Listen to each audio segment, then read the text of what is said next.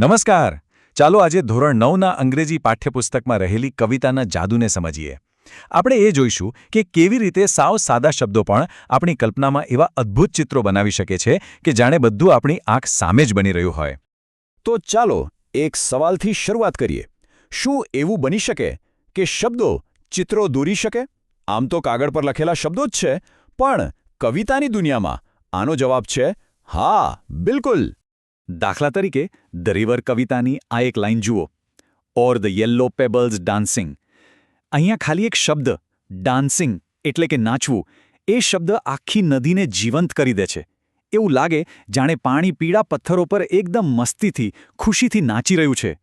તો ચાલો હવે આપણી પહેલી કવિતા ધ રિવરની આ અદ્ભુત સફરને નજીકથી જોઈએ. આ કવિતાની ખાસ વાત એ છે કે કવિએ નદીને એક જીવંત વ્યક્તિ તરીકે બતાવી છે અને એની આખી યાત્રાને આપણા એટલે કે માણસના જીવન સાથે સરખાવી છે, ખૂબ જ સુંદર રીતે.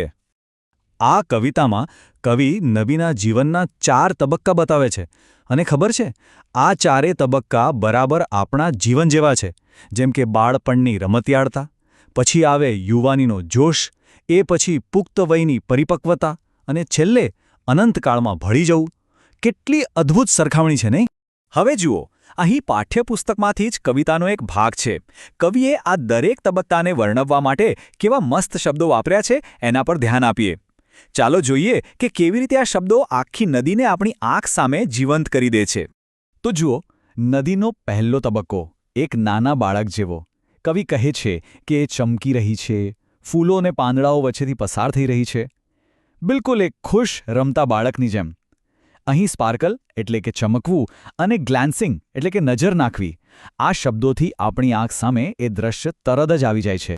અને પછી નદી મોટી થાય છે, યુવાન બને છે. હવે એ વધુ ઘોંઘાટ કરે છે, એની ગતિ વધી જાય છે, પથ્થરો પરથી ધસમસથી આગળ વધે છે. બિલકુલ કોઈ યુવાન જેવો, જેનામાં ભરપૂર ઊર્જા હોય અને જેને કોઈ રોકી ન શકે. આ તબક્કો એકદમ જોશ અને સ્પીડથી ભરેલો છે. અહીં એક શબ્દ પર ખાસ ધ્યાન આપવા જેવું છે, ઇમ્પેચ્યુઅસ.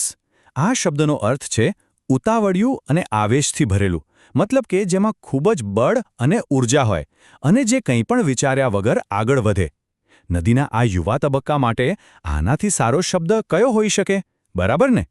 અને છેલ્લે નદીની સફરનો અંતિમ પડાવ, એ સમુદ્રમાં ભળી જાય છે. અને સમુદ્ર એટલે શું? જેનો કોઈ શરૂઆત નથી, કોઈ અંત નથી. એ અનંતકાળનું પ્રતીક છે. તો નદીની યાત્રા આમ તો અહીં પૂરી થાય છે, પણ સાચા અર્થમાં તો એ અનંત બની જાય છે. સારું, તો એ હતી નદીની વાત. હવે ચાલો આપણી બીજી કવિતા તરફ જઈએ. આ કવિતામાં આપણા બધા માટે એક ખૂબ જ જોરદાર અને પ્રેરણા આપતો સંદેશ છે. એ આપણને શીખવે છે કે જીવનમાં આપણું સાચું સ્થાન શું છે. આ કવિતાનો મુખ્ય વિચાર ખરેખર ખૂબ જ સુંદર છે. એ કહે છે કે જો આપણે ટેકરી પરનું ઊંચું પાઇનનું ઝાડ ન બની શકીએ તો શું થયું? આપણે ખીણમાં એક નાનકડું ઝાડવું તો બની શકીએ. મતલબ કે વાત મોટા કે નાના હોવાની નથી. વાત છે આપણે જે પણ હોઈએ એમાં શ્રેષ્ઠ બનવાની. એ જ રીતે કવિતા આગળ કહે છે કે આપણે બધા જ કંઈ કેપ્ટન નથી બની શકવાના, પણ કોઈ પણ જહાજને ચલાવવા માટે ક્રૂ મેમ્બર્સની તો જરૂર પડે જ છે. આનો સીધો અર્થ એ છે કે દરેક કામ, દરેક ભૂમિકા, ભલે નાની લાગે કે મોટી, એ ખૂબ જ જરૂરી છે અને એનું પોતાનું એક આગવું મહત્વ છે. કવિતામાં આવા ઘણા બધા ઉદાહરણો છે. જેમ કે જો મોટો હાઈવે ન બની શકો તો એક નાનકડી કેડી બનો. જો સૂરજ ન બની શકો તો એક તારો બનો. જો મોટી મસ્કી માછલી ન બની શકો તો નાની બાસ માછલી બનો. આ બધાનો સાર એક જ છે. અહીં આપણા બધા માટે કંઈક ને કંઈક છે. આપણે બસ આપણી સાચી જગ્યા શોધીને ત્યાં આપણું બેસ્ટ આપવાનું છે. સારું, આ કવિતાઓને હજુ વધુ સારી રીતે સમજવા માટે એમાં વપરાયેલા કેટલાક શબ્દોને સમજવા જરૂરી છે. તો ચાલો ફટાફટ ગ્લોસરીમાંથી કેટલાક અગત્યના શબ્દો પર એક નજર કરી લઈએ. તો જોયું, આ શબ્દોના અર્થ જાણવાથી કેટલો ફરક પડે છે. ફોલિએજ એટલે પાંદડા, બ્રોલિંગ એટલે જાણે લડાઈ કરતી નદી, સ્ક્રબ એટલે નાનું ઝાડવું અને રીલ એટલે ઝરણું. આ શબ્દો જ તો છે જે કવિના વિચારને આપણા મનમાં એક ચિત્ર તરીકે રજૂ કરે છે. એટલે જ શબ્દો સમજવા ખૂબ જરૂરી છે. તો આપણે આ બે ખૂબ જ સુંદર કવિતાઓ જોઈ. એકમાં નદીની સફર અને બીજામાં શ્રેષ્ઠ બનવાનો સંદેશ. પણ આ બધામાંથી સૌથી અગત્યની કઈ વાત છે જે આપણે યાદ રાખવાની છે? આ બંને કવિતાઓ આપણને જીવન વિશે શું શીખવી જાય છે?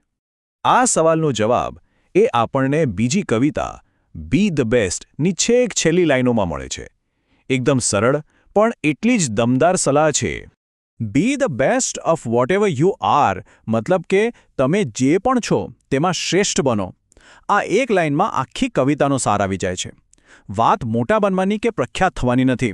વાત એ છે કે આપણે જે પણ ભૂમિકામાં હોઈએ, પછી ભલે એ ગમે તેટલી નાની કેમ ન હોય, એમાં આપણે આપણું 100% આપીએ અને શ્રેષ્ઠ બનીએ. તો બસ આજના આ પ્રકરણના અંતે ચાલો આપણે સૌ વિચારીએ, અત્યારે આપણી ભૂમિકા શું છે? એક વિદ્યાર્થી તરીકે, એક મિત્ર તરીકે, કે પછી બીજું કંઈ?